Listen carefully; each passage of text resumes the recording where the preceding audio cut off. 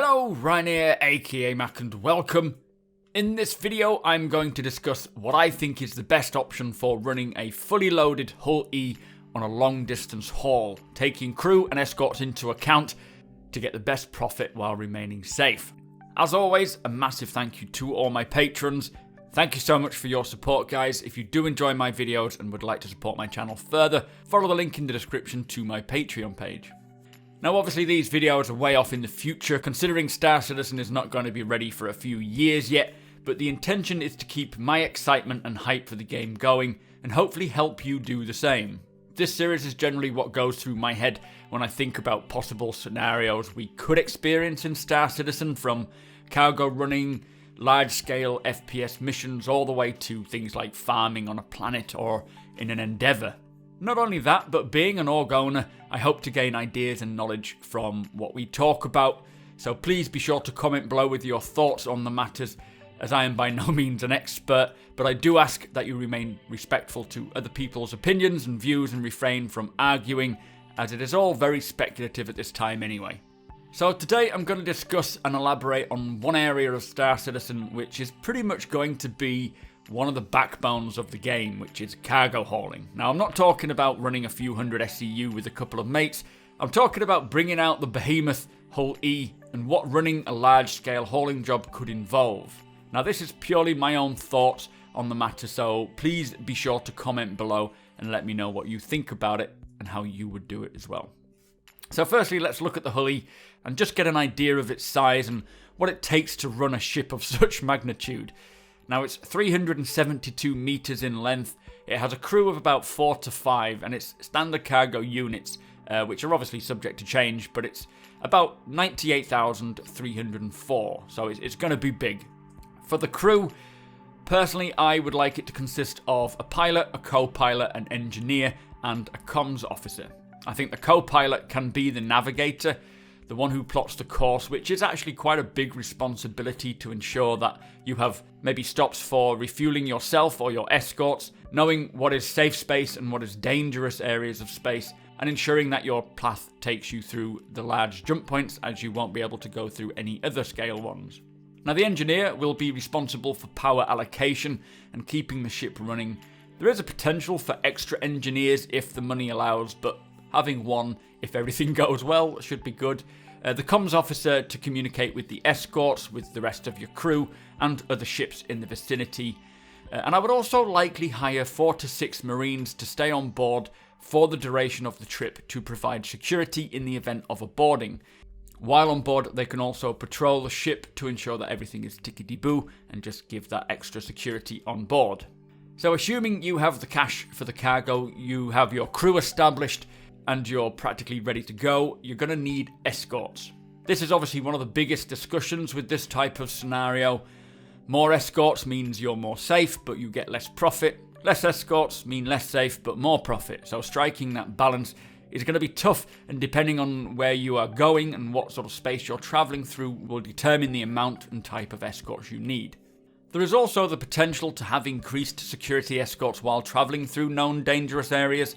For example, if you're passing through an area known for pirate activity, you could request a local security group to provide a short-term escort rather than the whole way, giving you the protection and providing a show of force. So obviously deterring an attack is better than fighting. Like they say, prevention is better than the cure. Or as Sun Tzu says in The Art of War, to subdue the enemy without fighting. Now on the same token, to ensure that you're not stopped for too long or behaving too predictable, you could request fuel or repairs en route, calling for a starfarer to top up the ship, and the fleet's fuel reserves as well may be helpful, or even if you need a particular component or subcomponent, having a Vulcan bring it en route is very helpful, but not needed for the entirety of the trip. Now there are a few ships that I feel are well suited to escorting, and these are in size order: the Gladius, the Hornet, the Sabres, a Hurricane, the Vanguard Sentinel or Warden, the Cutlass Black, Freelancer Miss and Hammerhead. Other options like the Arrow or the Buccaneer and so on are obviously fine as well, but I have personally left out ships like the Polaris because that's more seen as a capital ship destroyer, and pirates aren't likely to attack you in a capital ship.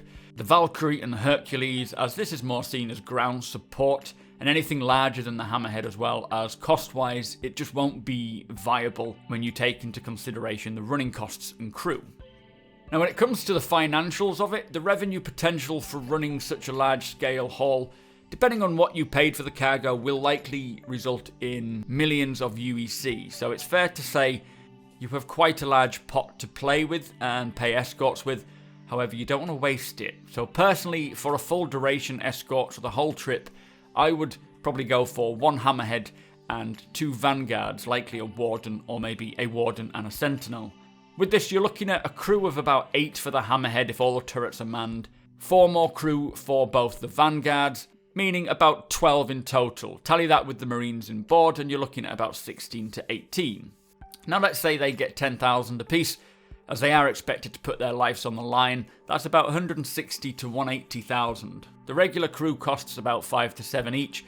That's an extra 20 to 28,000, meaning the total for staffing is about 208,000, which may seem like quite a lot, but there is a potential that you are carrying a cargo value of millions, so it makes sense to spend a decent amount to ensure that you're safe. If you add an additional 12,000 for the running costs for the hull E, then you're looking at around 220,000 give or take. Now obviously these costs are practically out of my ass, but they are based on the current earning rates, so I don't expect them to be far off, but they will vary. Now obviously you could, as I mentioned before, if you need extra support, you could hire another hammerhead or contact a security org to help escort you for a small duration, paying them a little bit for the time that they put out to you. Now I have seen another idea for maybe using multiple hull Ds to run cargo to limit the potential loss. The thinking, I think, is if you lose 1 hull D, then you're only really losing 33% of what you are hauling. However, I'm not in agreement with this theory because, well, basically A, thinking like this will likely result in losing a ship. B, there are more ships to protect, which could easily split the convoy and cause chaos and confusion. C, you would potentially need 4 hull Ds to run even close to the cargo capacity of a hull E. And D, the running costs will be far higher due to the increased number of staff and escorts needed. So, not really my sort of thoughts there. Obviously, having all your eggs in one basket is a risk, but that is what the hull E is designed for, so I think a single E over multiple Ds would be a better option. Now the intention of an escort is not to kill the attackers, but more to deter and distract them to enable an escape. You don't want your escorts running off hunting down the opposition, as they will likely probe and try to find weak spots or a way of isolating individual ships to create vulnerable areas for attacking. They'll also not want to destroy the hull E, otherwise there is no profit for them, so with that knowledge you can focus more on the goal, which is to enable the hull E to make an escape and deliver the cargo. Target allocation and prioritizing is something I know nothing about, so recruiting the knowledge of a professional will be of use, which is why I'm grateful to have some professionals in my org. But on another note, telling as few people as possible about the job, even friends and org members, is imperative, because one slip of the tongue, even accidental, could be devastating for the job, as someone could easily plot against you, so only tell those who need to know. Now obviously this is all speculative at the moment. The running costs of ships are very much still unknown, with the balancing of all ships and the economy ongoing, but it is always fun to have a stab. As I mentioned before, I am by no means an expert in these matters, but I have thought about it a long time. This is just one of many scenarios that I have thought about as well for when the game is ready, so be sure to let me know what you think and how you would go about running a large-scale operation. Also, let me know what other scenarios you would love to talk about. For more videos like this, be sure to hit the thumbs up, as it lets me know that you're interested. Subscribe for more content and follow me over on twitch.tv/supermacbrothers to discuss this and more. If you do like my content and would like to help my channel grow, be sure to head over to my Patreon page, as it is very much appreciated. Thank you for watching, and I shall see you next time.